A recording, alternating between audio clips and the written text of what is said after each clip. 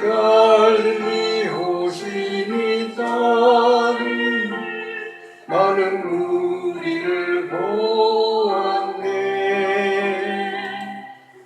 그때에 확실히 맹이 눈은 뜨는 것 보았네.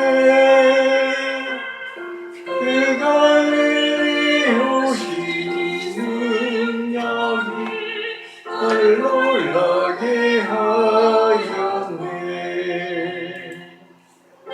영원히 사모할 주님, 참 사랑과 은혜 넘쳐 나 배웠고 그로부터 내 구주로 숨겼네. 그 사랑의 눈빛과 음성을 나는 잊을 수 없겠네. 그 갈릴리 오시니 그때에 이 죄인을 향하여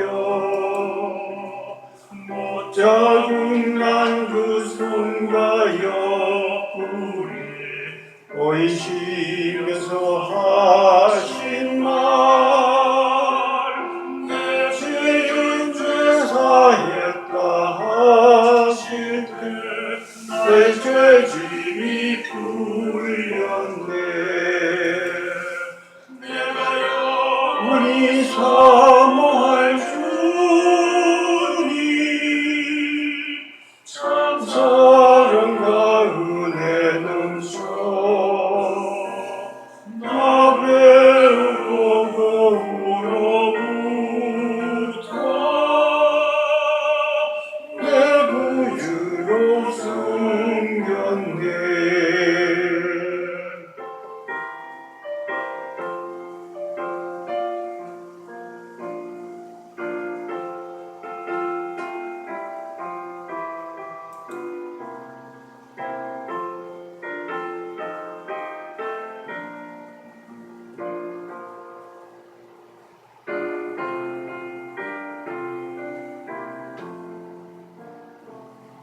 그 서러운 바다를 향하여 잔잔하라고 명했네.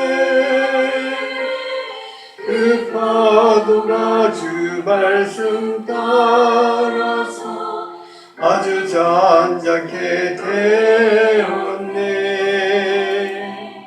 그 잔잔한 바다의 벽 속에 남아서 그 갈릴리 오시니 의지한 참된 믿음이 되었네. 내가 영원히 사모할 주님, 참 사랑과 은혜 넘쳐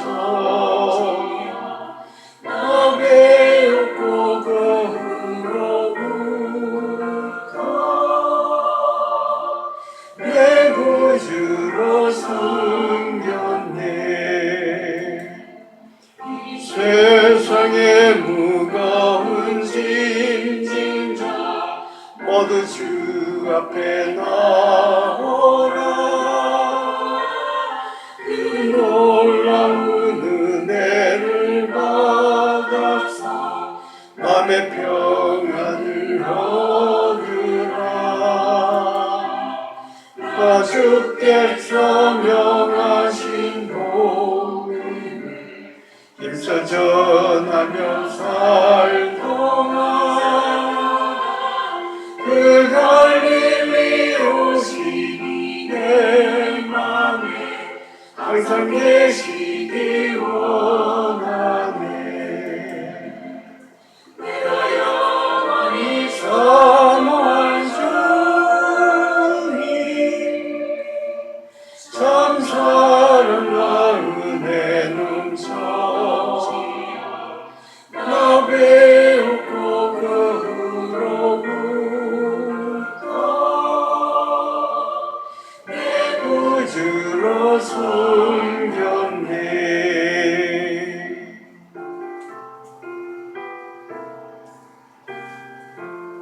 같이 기도드리겠습니다. 거룩하신 주님, 말씀을 주시는 시간입니다. 주님은 말씀을 통해서 주의 뜻을 나타내십니다. 우리를 향한 주의 뜻은 마치 내비게이션 같아서 우리의 가는 길을 비춰주시며 우리가 가야 할 길로 인도해 주십니다. 주님, 오늘도 말씀을 통해서 우리가 가야 할 길을 가르쳐 주옵소서. 그리하여 이 인생에서도 성공하는 자가 되게 하옵소서. 오직 우리 주 예수 그리스도의 이름으로 기도를 드립니다. 아멘. 오늘 말씀 보겠습니다. 말씀은 누가복음 8장 22절부터 25절까지 말씀이고 바람과 물결을 꾸짖으시니 하시는 말씀으로 드리겠습니다. 같이 읽어보겠습니다. 하루는 제자들과 함께 배에 오르사 그들에게 이르시되 호수 저편으로 건너가자 하시매 이에 떠나 행선할 때에 예수께서 잠이 드셨더니 마침 광풍이 호수로 내리치매 배에 물이 가득하게 되어 위태한지라. 제자들이 나와 깨어 이르되 주여 주여 우리가 죽겠나이다 한데 예수께서 잠을 깨사 바람과 물결을 꾸짖으시니 이에 거쳐 잔잔하여지더라. 제자들에게 이르시되 너희 믿음이 어디 있느냐 하시니 그들이 두려워하고 놀랍게 여겨 서로 말하되 그가 누구이기에 바람과 물을 명함에 순종하는가 하더라. 아멘. 자, 지금 날씨가 엄청 덥습니다. 7월 말 8월 초가 역시 가장 더운 날씨인 것 같아요. 근데 원래 엄청 덥다고 하는데 어떤 분이 말하기를 그래도 올해가 가장 시원한 해가 될 거라고. 내년에는 더 덥다는, 갈수록 더 더워진다는 그런 얘기입니다. 근데 자동차 배기가스나 에어컨 가스나 이런 거 보면은 더 더워질 수밖에 없을 것 같아요. 그런데 이런 살인적인 더위가 그냥 자연적인 현상입니다. 아니면은 이런 살인적인 더위, 이런 더위에도 뭔가 하나님의 뜻이 있는가? 아니면 뒤에 어떤 세력이 있는가? 오늘 말씀을 들으면서 한번 생각을 해봅시다. 예수님께서 갈릴리 호수를 지나가셨어요. 그런데 호수 주위에는 그 갈릴리 호수에는 한 번씩 광풍이 분다는 그런 얘기가 있습니다. 호수 주위에는 되게 산이 있어요. 높은 산이 있습니다. 높은 산이 있으니까 산에서 내려오는 바람이 찬바람이 그대로 바다 쪽으로 세게 불어치는 거죠. 불어치니까 갑자기 물결이 막 일어난답니다. 근데 그 위력이 대단하대. 그대로 지금도 그렇답니다. 저쪽에 광풍이 한 번씩 분답니다. 근데 예수님의 제자들은 대개 뱃사람들이기 때문에 그 지방에서 자란 사람들이에요. 그러니까 웬만한 위험은 다 대처할 수 있는 그런 능력을 가지고 있습니다. 근데 그때 그 광풍은 대단했던가 봐요. 그 사람들도 어떻게 할 수가 없을 정도였어요. 그만큼 위험하다는 거죠. 그래서 그 제자들이 우리가 죽겠나이다 하면서 이렇게 얘기하는 거예요. 우리가 죽겠습니다. 아까 읽은 말씀을 보시면은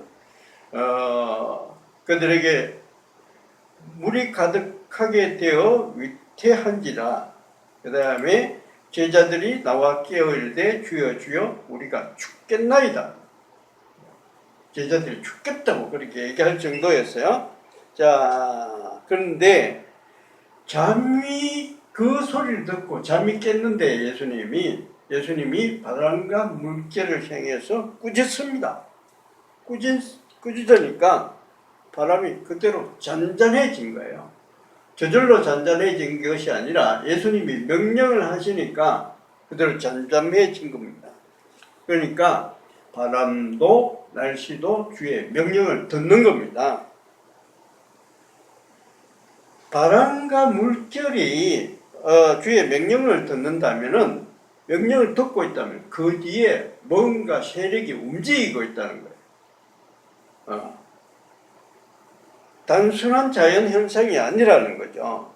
그렇다면은 우리 한번 생각해보면, 지금 이렇게 더운 날씨, 그 뒤에는 뭔가 있을 수도 있는 거죠. 그 어떤 하나님의 뜻이 있을 수도 있는 겁니다.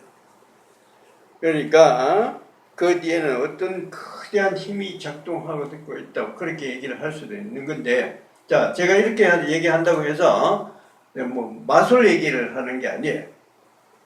자, 계속해서 얘기를 한번 들어보시면 알 수가 있는데, 그 다음에 바로 이어서 요 25절이잖아. 26절부터 어떤 말씀이 나오는가 하면 이런 얘기가 나옵니다. 예수님과 제자들이 갈릴리 맞은편 그라사의 땅에 들어갔어요.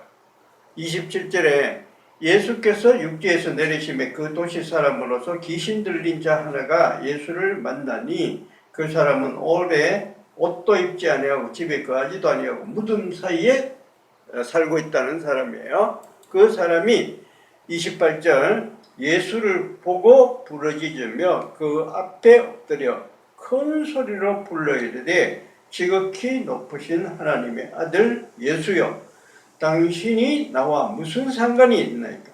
당신께 구하노니 나를 괴롭게 하지 마옵소서. 이 귀신 들린 사람이, 귀신이 얘기하는 거예요. 귀신이, 자기가 숙주로 삼은 사람의 입을 통해서 귀신이 얘기하는 거예요. 나를 괴롭게 하지 마라. 자, 두 사건을 딱 붙어 있으니까 연관시켜서 생각하면은 이렇게 돼요. 예수님이 그라사 지방으로 지금 건너오고 있는데 풍랑이 일어났어요. 보통 사람 같으면 거의 죽을 수도 있는 그런 심한 풍랑이에요. 근데 예수님께서 잠재우고 가던 길로 계속해서 그라사 땅으로 들어갔는데, 들어가니까 귀신 들린 놈 한 놈이 나와가지고, 와, 날 자꾸 괴롭게 하느냐, 날 좀 괴롭게 하지 말라고 이렇게 얘기한 거예요. 그러면은 어떻게 됩니까? 이 풍랑은 이놈이, 귀신이 예수님이 일로 넘어오면은 자기가 괴로워지니까 예수님이 오지 못하게 방해를 한 거예요. 그러면 그 풍랑은 저절로 일어난 풍랑이 아니라는 거예요. 그냥 호수에서 바람이 내려와서 막 배가 뒤집혀질 정도로 그렇게 심한 광풍이 일어나는 게 아니라, 귀신이 자기한테 예수님이 오지 못하게 하려고 방해를 한 거라고 볼 수가 있습니다. 우리한테는 말이죠, 이런 일들이 많이 일어나요. 내가 그냥 내 눈으로 볼 때는 그냥 이거 그냥 자연현상이에요. 별로 관계없어요. 내가 병이 걸렸어요. 어떤 병이 걸렸는데 이거 그냥 감기가 걸렸어요. 어느는 코로나가 걸렸어요. 아니면 제가 탈장이 걸렸어요. 탈장이 걸렸다 그래야 되나? 하여튼 탈장 수술을 하게끔 됐어요. 아니면 스탠드인가? 스탠드 시술을 할지도 모르게 그렇게 됐어요. 췌장? 담낭을 드러내야 될 그런 일이 생겼어요. 그냥 우리가 생각할 때 이건 그냥 하다 보니까 그런 일이 생긴 거야, 이렇게도 할 수 있지만, 그러나 한편으로 보면은 이것은 나를 깨우치기 위한 하나님의 역사라고도 볼 수가 있고요. 귀신이 내한테 작용을 할 수가 있는 것도 하라고도 볼 수가 있다는 겁니다. 우린 이런 일이 있을 때 이거를 그냥 자연현상이라고 넘겨버리지 말아요. 뭔가 내한테 오는 어떤 역할이 있다는 것, 이거를 인정해야 돼요. 그래서 이런 일을 자꾸 한 몇 번씩 이렇게 겪으면 이게 하나님께서 나를 구해 주시는 거구나 알 수가 있습니다. 하나님께서 나를 지켜주신다는 걸 알 수가 있죠. 이걸 빨리 깨닫는 사람, 어떤 사람이냐? 그런 사람이 마음이 가난한 사람이에요. 마음이 높은 사람, 교만한 사람은 그렇게 생각하지 않아요. 그거 그렇지. 그런데 이게 마음이 가난해서 마음이 겸손한 사람은 이게 하나님의 역사라는 것을 빨리 깨닫습니다. 빨리 받아들여요. 빨리 받아들여요. 베드로가 말이죠. 베드로가 여기서 이렇게 하죠. 이 장면을 봅니다. 베드로 여기서 이렇게 해서 하면서 저가 여기서는 그렇게 얘기합니다. 저가 니기에 바람과 바다도 순종하는가 이렇게 얘기를 해요. 그런데 몇 사건이 다 좀 지나고 난 뒤에 베드로 누가복음 10장 21절에 보면은 이게 아니고 베드로가 같은 사건인데 그 다음에 비슷한 일이 일어나요. 또 풍랑이 한번 일어납니다. 그때는 어떤 일인가 하면은 오병이어의 사건이 일어나고 난 다음에 예수님께서 제자들과 함께 이렇게 갈 때 예수님께서 바다 위를 걸어오세요.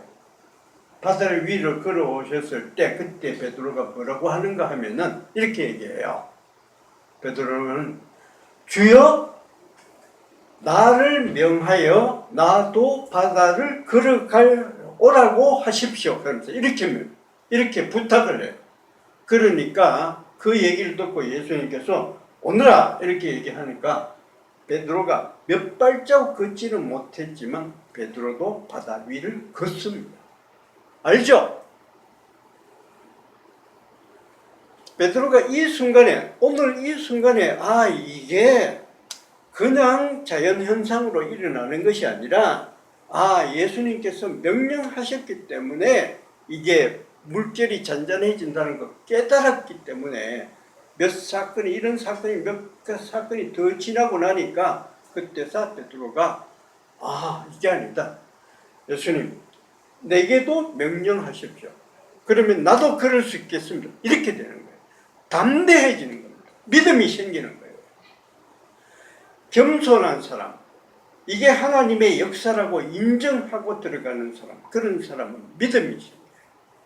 그래서 예수님께서 뭐라 하시는가 하면은 누가복음 10장 21절에 그때에 예수께서 성령으로 기뻐하여 이르시되 천지의 주제이신 아버지여 이것을 지혜롭고 설기 있는 자들에게는 숨기시고 이런 사람, 설기 있고 지혜로운 사람, 이런 사람이 마음이 높은 사람이에요.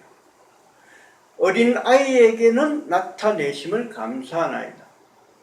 어린아이는 마음이 가난한 사람입니다. 올소이다 이렇게 된 것이 아버지의 뜻이니이다. 이렇게 지혜롭다고 생각하는 사람, 마음이 높은 사람들은 이거 못 받아들이게 해요. 그렇지만 어린아이처럼 마음이 낮은 사람, 그 사람들은 이게 하나님의 역사입니다. 하나님의 뜻이 여기에 있습니다. 이 하나님께서 역사하셨기 때문에 이렇게 되는 겁니다. 인정하고 들어가는 사람은 이것을 믿음으로 받아들여서 점점 믿음이 커가는 겁니다. 그래서 23절에 보시면은 제자들을 돌아보시며 조용히 이르시되 너희가 보는 것을 보는 눈은 복이 있도다. 지금 이런 일들이 일어나는 것을 보는 것은 복이 있다. 너희가 복이 있다.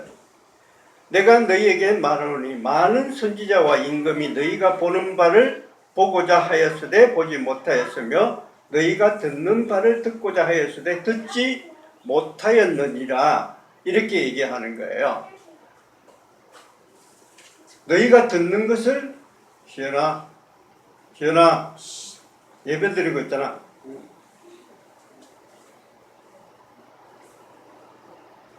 너희가 듣는 것을 옛날 사람들은 들으려고 했지만 듣지도 못하고 보고 싶었지만 보지도 못했다고 그렇게 얘기를 한 거예요. 그래서 우리가 이것을 꼭 받아들이는 사람, 그런 사람, 마음이 가난한 그런 사람들이 되시기를 축복합니다. 찬송가 371장 찬송 같이 부르겠습니다.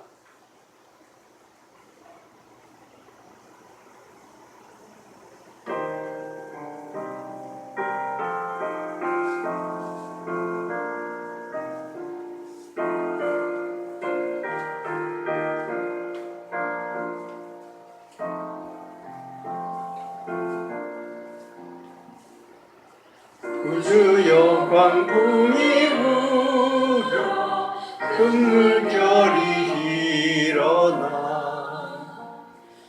하늘이 어둠에 차여 피할 곳을 모르니 우리가 죽게 된 것을 안 돌아봅니까? 깊은 바다에 빠지게 될 때 숨으시려 합니까? 바람과 물결아 잔잔해